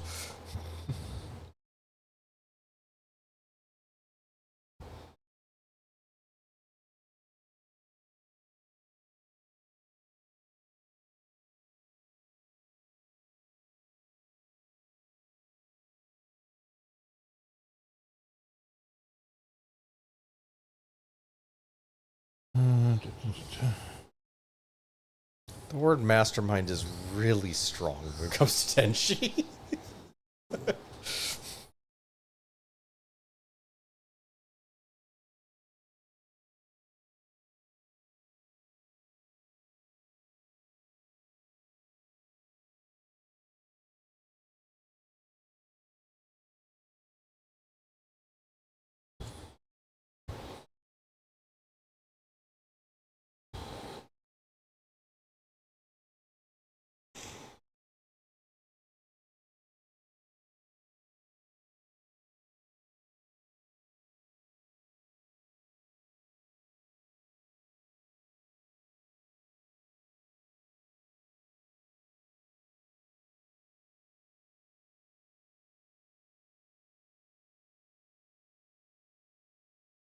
No, Duskull is not in the game.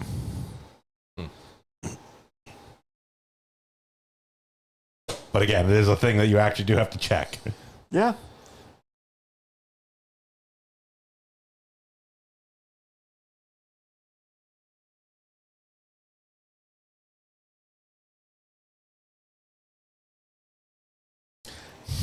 Yep, Keystone Funnel. You don't become the target of a concentrated attack. Basically destroy Keystones. Also, there are words on the shiny hint decks that are very funny. Especially the ones with Ds. Huh? Curious what the shiny for Sandslash is. Is it supersonic? I don't know. There's just a Google Sheet spreadsheet that has a list of how to actually get all the shinies in the game.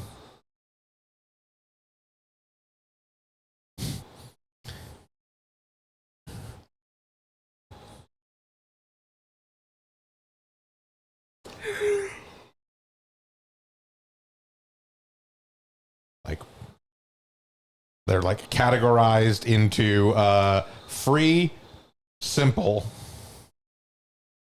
tricky, complex, cryptic, how the fuck, and far-fetched. Fantastic. I'm assuming the only one in that category is Farfetch'd? No. Damn. Is Farfetch'd even in that category? I think so.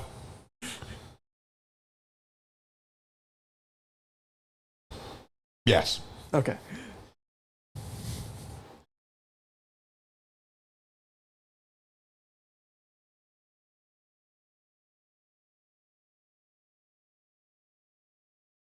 Then you have the various methods by which shinies can be obtained. Catch, obvious. Gift, Okay. Yeah. trade. Evolve, which is just evolving a shiny. Yeah. Evolution is shiny. Devolve. Rhydon. Redacted. And event, which is basically anything else. Yeah.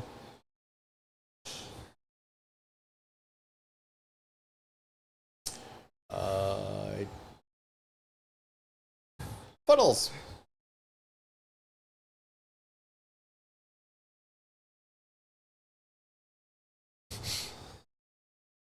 It's very much used to her songs being noise pollution.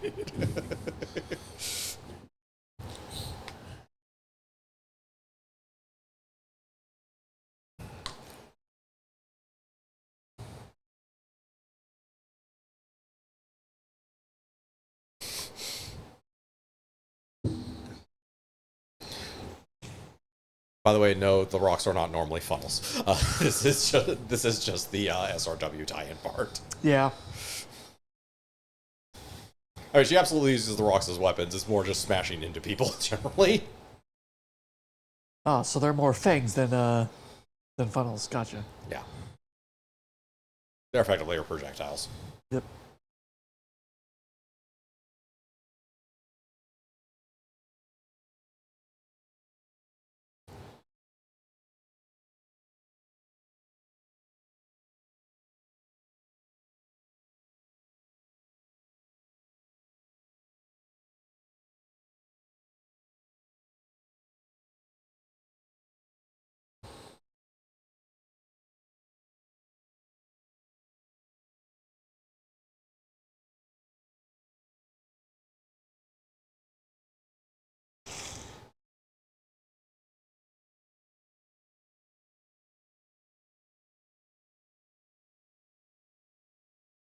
As far as Tenshi's actual native abilities, as a Celestial, her diet consists entirely of Heavenly Peaches, making her ridiculously strong and tough. And she can manipulate the Earth, which is what all the stones are, basically. Yeah.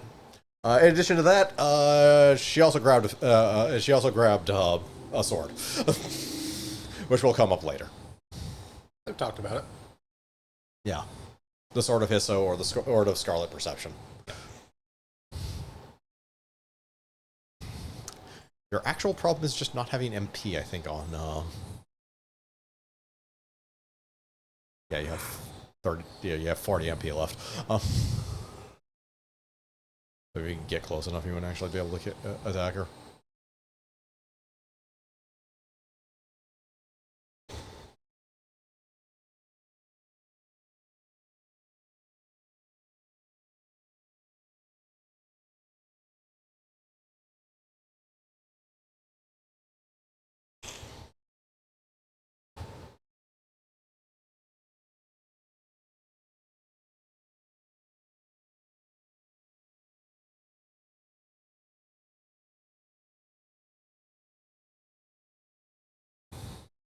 So I do wonder, does Remy AoE have a friend foe recognition? No. That's a good question, Mega Man. Annoyingly, Master Sparks does, but Remus did not. Isn't Master Spark in perfect position then at this point? Actually, Master Spark is in a really good position. Let me just check to make sure.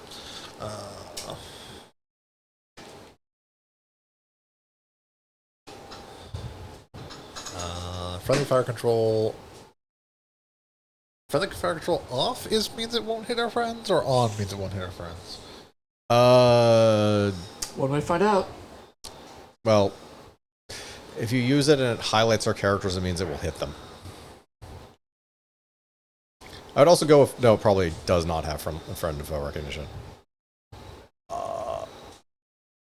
Well, it has accuracy against our characters. So, yeah, it's going to hit them. That actually means the other way, then.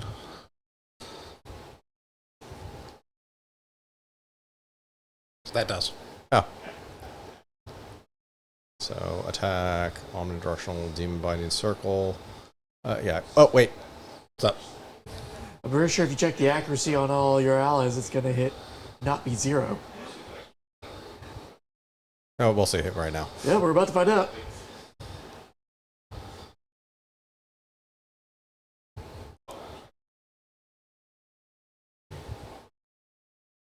Look, if it kills half our team, it's fine.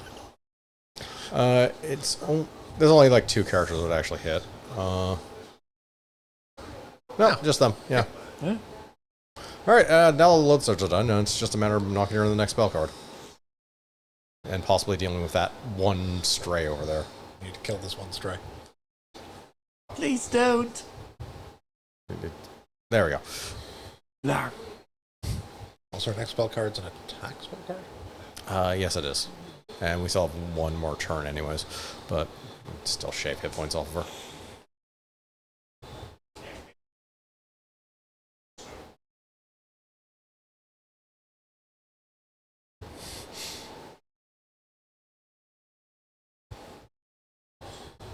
Yeah, so that was the other thing about it. Well, she caused an incident because it looked fun and she wanted to cause an incident. She intentionally also kind of meant to lose.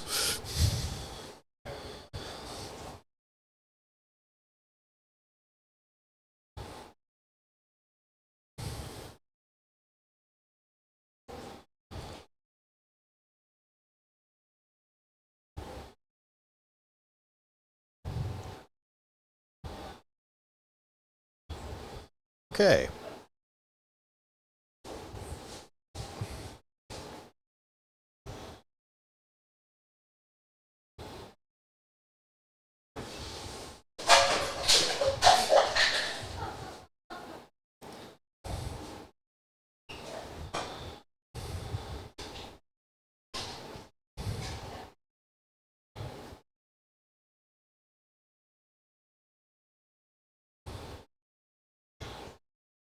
This will knock her in the next You spell have card. selected poorly. Yeah. You've selected somebody other than Mystia for once. I was ready for it, too. Yeah.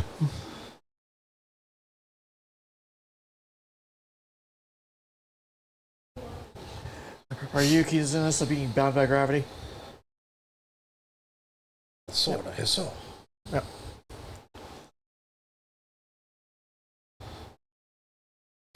She has a lightsaber. That's literally what it looks like.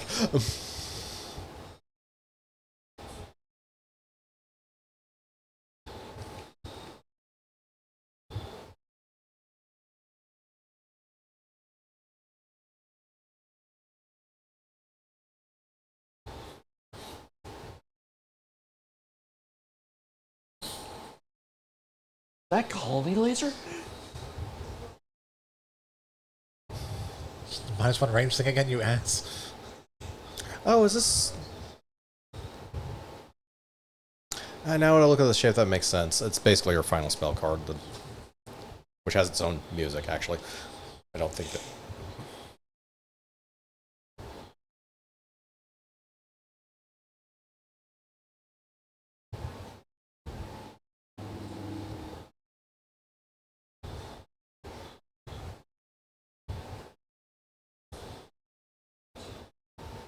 Alright, can't use that for moving. I think you use it before. No, she's in range.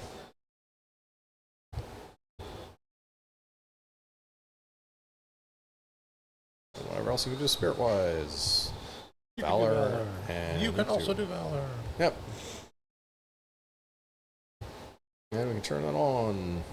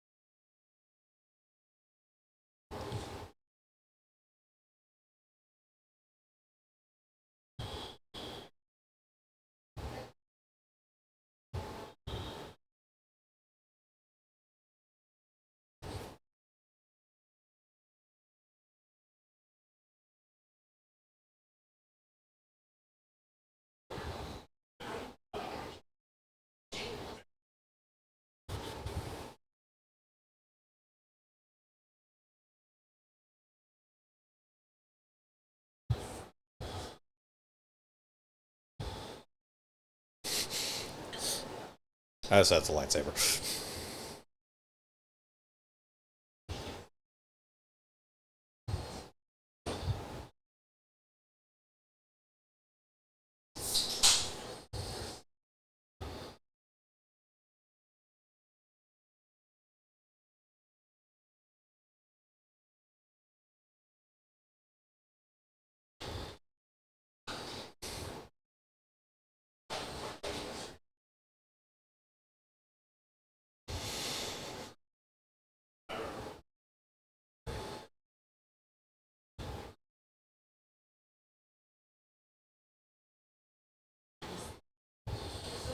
Stop it.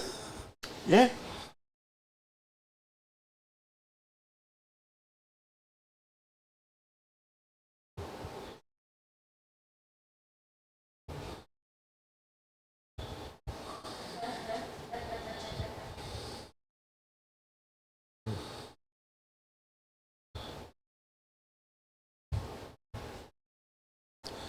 She can't use fantasy nature in this outfit either. No. That being the other issue. Granted, it is a really good AoE attack at the very least. It is a really good name. That is true. Yeah.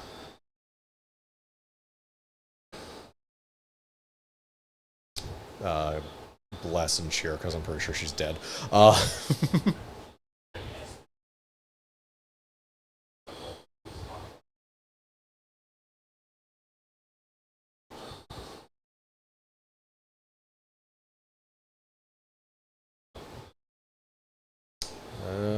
Nothing steal there. No. On FMP. This is almost certainly enough.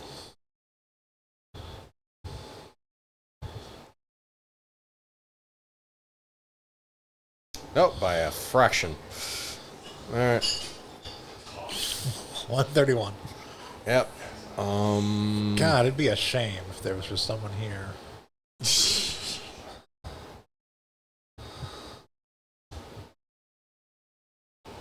I believe the proper phrase here is get wrecked? To use an Get attack that I wrecked. won't get off because you're definitely not surviving anything. Anything Sanaya is doing. It's nice doing.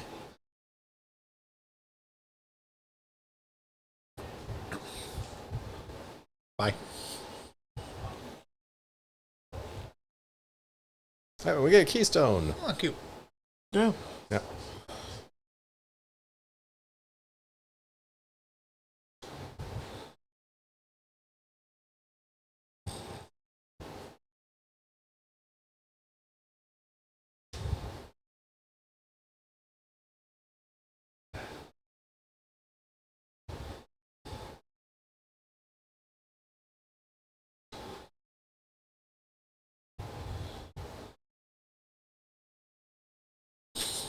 Back off.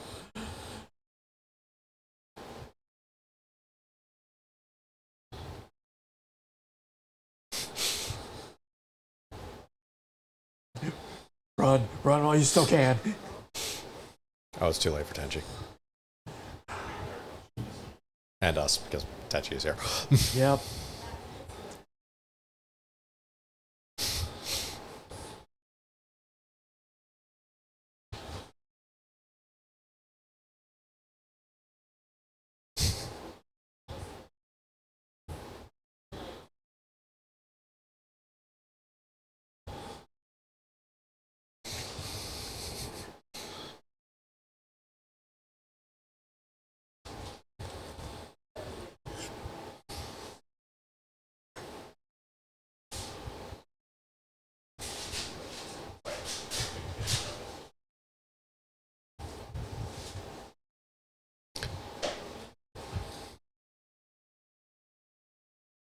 Yeah, so Tenchi's reasons for causing an incident are right on par with Ramelia's reasons for causing an incident. And right down there with pretty much the bottom barrel reasons to cause trouble. Even Yukari's like, I can't do shit about this. You can't talk sense into this person. Can't talk sense into her. Well outside of any system I can really manipulate. She's a Celestial. What the fuck do you want me to do? Yeah, this is the biggest problem also when it comes to Tenchi in general. It's like...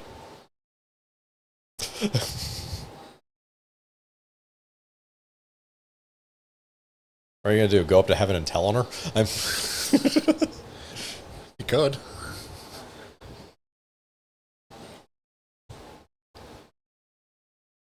I mean, they're not going to care, but you could.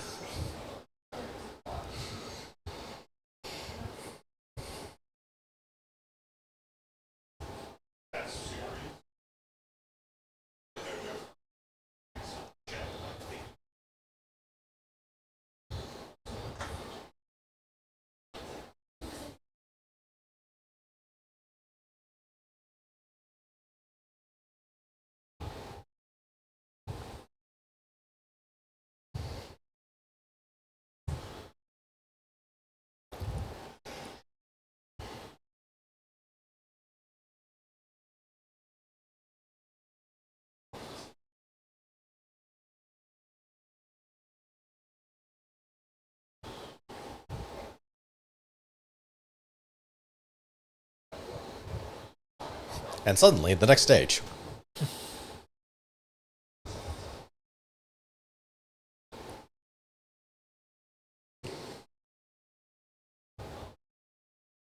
All right. Being 3:45. Not today. Nope. Yeah, we don't really have any differences, so... Nope. The only one is Iku is auto-deployed, and we'll be pairing up with somebody. Could be anyone. Could be anyone. The answer will not surprise you. To be honest, I'm surprised. We should... personal skills, let's change out Yukari's and... I forget what the other one was. Before we forget, basically. Oh yeah, learn shit on Renosuke. Okay. Yeah, boundaries and terms around Keep it here. Renosuke should probably actually learn stuff at all. Nah. Details. Like, you know, hit and run. P defeat. And I don't know fucking anything. Yeah. Also look at his personal skills. I forget what they auto-equip him with. Acting captain. Boost dock stuff. Increase accuracy of damage dealt. Use items to with a 3. We have one item instead of... And retrieve it 6 range. So they're all kind of... Yeah, acting captain is actually pretty... It is decent, actually. If you actually put someone on the boat. Yeah. Remember, you can put people on the boat. It has Excel and a movement of 8. Putting people on a boat. What do you think this is? A Super Robot Wars game? Yes. Where are the Well, robots then? I mean, you're right. Where are the It robots? was right there. You saw it. That was a balloon. That was admittedly a balloon.